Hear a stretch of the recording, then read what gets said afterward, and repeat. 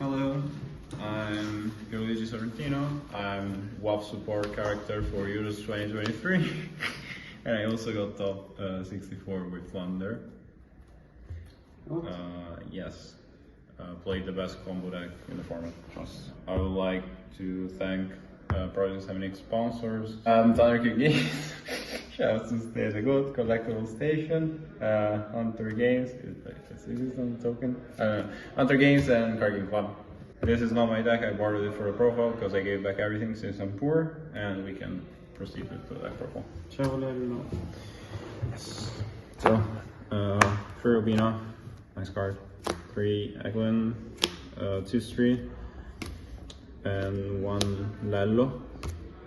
So it's 2 Street because if any of your Flounder ends up engraved, especially this one, Street can get it back in circulation. This would usually happen when they arise, take your banished stuff. And most importantly, because we played Jack in the Hand. I only played 1. The other guys played 2 at 41 cards. I just couldn't. I didn't want to play 41 cards in Flounder. So yeah, those are the main reasons for this ratio. We played a heavier Flounder count than usual. So like there's 3 Empins, and you also see on the spell and traps that we played more than usual. The way we play the deck, usually on turn 1, we try to get 2 Empins in circulation. So like we summon the first one and then tribute it for the second one so that it's engraved, and then you try to have, oopsies, you try to have like at least 3 names in circulation, including Rubina, so that during your opponent's turn, you get to search a tribute of Eglin, and you get to stray banish the Empin you put engrave and get it back with tokens so that you can summon more guys. The way you play the deck is usually you will go Empins at 1 to 2 of the Flounder traps, and then you should not die and you win because your engine is better. Yes, somehow Flounder engine is good. Apex. So Arvin didn't play this. Shoutouts to Arvin, the biggest bird. I really liked it this weekend because there were a lot of talents for us and stuff like that around. And then the last tribute, Ryza, I think it's self-explanatory. Spells, 3 maps, performing, 3 quick plays, 2 continues. We cited the third one because it's insane going second. It applies insane pressure, and you can also OTK with this. Didn't have room for 3 in the main, and it's not as great going first because the draw effect you can't use if you draw Prosp. 3 Prosp, 3 Duality. Then we didn't play Extravagance because it's like good in theory, then when you actually play it, whenever it results, it's like awful. Like you activate it, you hope it gets ashed. If it doesn't get ashed, you lose. 3 Dark Brewers, 3 Book of Eclipse, 1 Gold Rare Duster. Who's playing this? Drew Duster a lot. So these were like the most generic known engines. Like this is super good into everything. This is mainly really good into cash. Plus it has the upside of dodging imperms on your birds. And Duster is just Duster. It makes sense to play one also in a deck with pots. The Jack in the Hand that I mentioned. Then traps, just 2 Flounder traps and 1 Harpies, Feather Storm.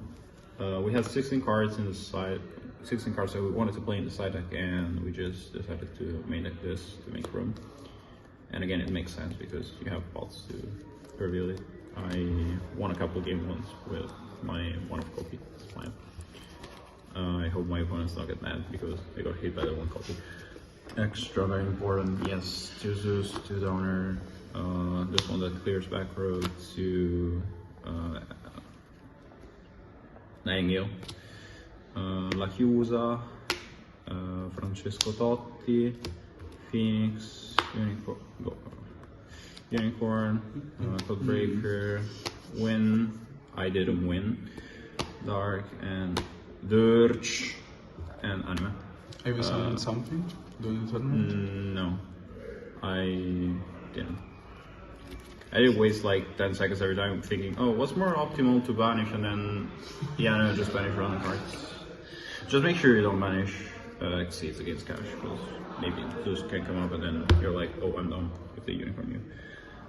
Side deck is 3 Ash for Despia, for Labyrinth, Mirror Match as well. It ended up being like 2 of we sided against Live Touring Sprites, because we expected like more of the Fourier deck. We thought people were switching, they actually weren't. Oops. So we also played Bells, and we had less stuff against the Twin variant. So this covers both Labyrinth, I guess that's as well, and mainly Fourier. For you Bell the link to Donner, you Bell Donner, and then if they don't have anything to negate this, they probably lose. 3 Shifter, it's a combo deck. Why would you fly your opponent? You just side it. Also, like, we expected a good amount of cash. We did not play as many as we thought, so we didn't want to main this. We also didn't side this into most running matchups because they were playing, like everyone is playing Mannequin and Chaos Hunter, and if they somehow resolve that and pass, you probably still lose. So like, it wasn't good into those decks. Kind of weird. It was mostly for like dragons and rogues.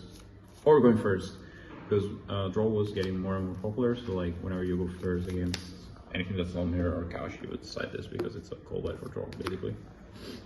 And you know, I know the win in general first. 3 Cosmics, Runix, yo, nice also. For Runix, Labyrinth, Mirror Match, and also for Anti-Spell, so you'll side this against almost everything because of Anti-Spell. 3rd spell, because it's nice in 2nd, and then 2 other Feather Storms. So before we end the video, we played this deck because it had a really good couch matchup, and even against the Runic Piles, at worst you have a 50-50 win rate if you play it correctly. Most people also didn't test the matchup because why would you test the Floowandereeze matchup? Like, whatever. So I think it was a good call. Also had a good Dragon matchup. I only played 2 cash. Then I lost to Rika and Top Cut because I lost the Arrow and got combo twice. Oops. I need to... Yes, shoutouts to Arvin, shoutouts to Lello, best Floowandereeze player in Italy. And I'm forgetting something.